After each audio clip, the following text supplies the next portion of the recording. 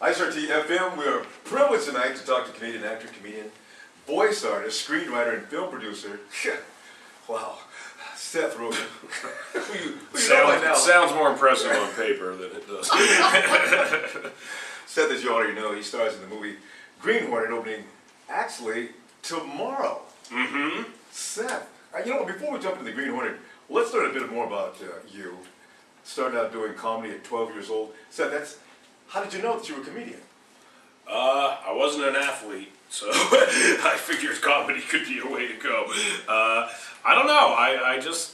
I think I'm very fortunate in that I always kind of knew what I wanted to do. I remember thinking that if you could be a comedian and you could tell jokes for a living, why would you try to do anything else? And that was pretty much it. And it seemed very obtainable. I remember thinking like, well, if I want to be an actor, I don't know how to do that. And if I want to be a writer, I don't know how to do that. But if you want to be a comedian, then you can just go to a comedy club and you ask them to get on stage and you can do that. So to me, it just seemed like something that was possible more than anything. Wow, that is amazing because you had no fears or anything like that. You had legitimate material and everything because normally 12, 13 years old and 12, 13 years old, it's a kid that's in the class, it's disrupting the class, yeah. It's in the office. I was also that kid. Yeah, that was me also, but I would also write jokes. That's outstanding. I want to welcome you to Asia. You've been here for 24 hours or so? I've been in Asia for 2 weeks now. Okay. Yeah. Now, I'm sure you and Jay talked about Taiwan before your arrival here. Yes. Is pretty much as he discussed with you? Is it? Yeah, I mean, it's really awesome here. I mean, he actually didn't explain it that much. He kind of, he would just talk about how great it was and all the cool stuff that he had here and all the good restaurants there were, and he wasn't lying about any of that stuff. I'll bet he showed you things that nobody else sees. Because you and he have developed a camaraderie by now. I saw his Batmobile. I don't know if a lot of people see that, but he owns a Batmobile, and he showed it to me, which was pretty amazing. I couldn't sit in it, though. He wouldn't let me sit in it.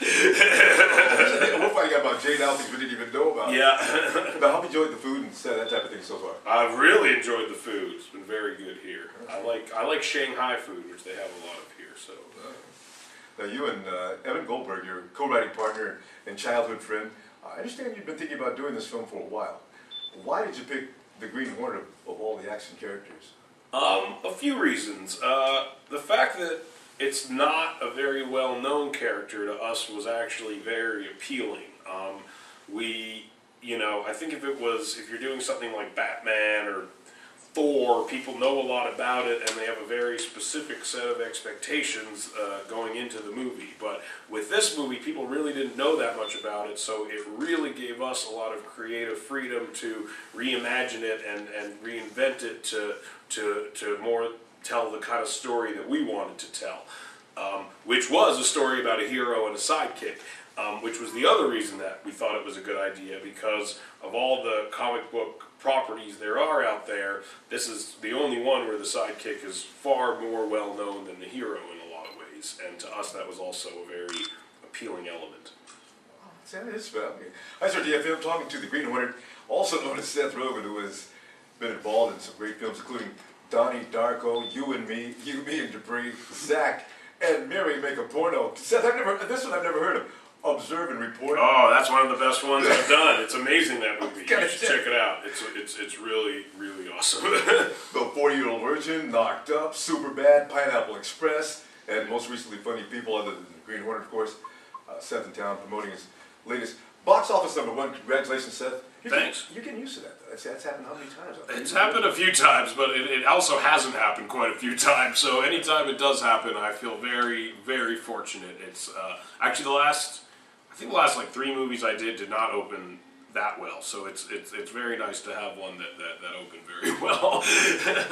when you hear the news, what's your feeling immediately? Box office #1, Seth, you did it again. Or you go nuts. It's a relief more than anything. I think, thank God, I don't have to kill myself now, and they'll let me make another movie, which is all I really care about. So you bring a realness to your various roles that make you especially, and I call it a viewer's actor, because I can sit there and I don't need to go through a lot of cerebral things. I could sit there and relate. I feel like whatever your response to things, whatever you do, your next action, I'm thinking, oh, I did that too. Oh, thanks. Now, you do improvise a lot. I understand that's something you like to do a lot. Did that take place a lot in this movie? It did, actually. You know, we really wanted it to have a loose feel, and we thought that the idea of, you know, a superhero movie that was improvisational was something that we'd never seen before, and generally, you know, they're very rigid feeling, and the dialogue doesn't feel that natural, and we thought that if you could deliver a big action movie, but one with a very naturalistic feel, then that would be something that I would be really interested in seeing. And it came off that way. It looked very natural the whole time. Great. As if you guys didn't have a script. And the thing is how you, well, let me get to the next question first, because when you were writing the script for The Green Hornet, did you know what kind of character you wanted to cast as Kato? Did you have anything to do with that? Yeah, we had a lot to do with it. We knew that Kato just had to be a lot cooler than me. That was pretty much all we had set in stone. But aside from that, we really were open in a lot of ways to what it could be. I mean, that we really were open to rewriting the role a lot for whoever we found and who seemed good. And when we found Jay, it just seemed perfect. It really it kind of satisfied all the things that we were looking for, and then some. He brings a very extreme coolness. Exactly. Is that pretty much what you were looking for? Yeah, coolness would have been helpful, but he actually was way cooler than we would have ever even thought of. I mean, when you're not cool, like me, it's hard to think of how someone will be cool. And so when he came in and was so cool, we were just like, I don't know what he's doing or how he's being so cool, but we need to have it. And so we got it. It worked well. The chemistry was incredible. And also, the bod, Seth. You're just a lean, mean, killer machine. Somewhat. What did you do to get into this kind of shape for the movie? Not much. I was very unhealthy, and just by becoming minusculely more healthy, I lost a lot of weight. That's how badly I ate beforehand. But yeah, it really wasn't that hard. I was never that big growing up. I kind of gained a lot of weight, and now I've kind of gone back to my natural form, I think. You stick to that regimen now? This is pretty much going to be the set. Stay healthy? No, probably not. I'll balloon. One last question. You don't do sequels, I'm trying to remember a sequel you've done. Are you going to, is there a second installment if possible, or for The Green Hornet, will it be a second installment? We don't know yet. We're open to it, but we have a lot of other new ideas also, and honestly, it seems at times more appealing to kind of pursue a new endeavor than go back to an old one. But that being said, I mean, we're definitely open to it. We really enjoy doing it, and it's making a lot of money, so it's something that we're definitely open to.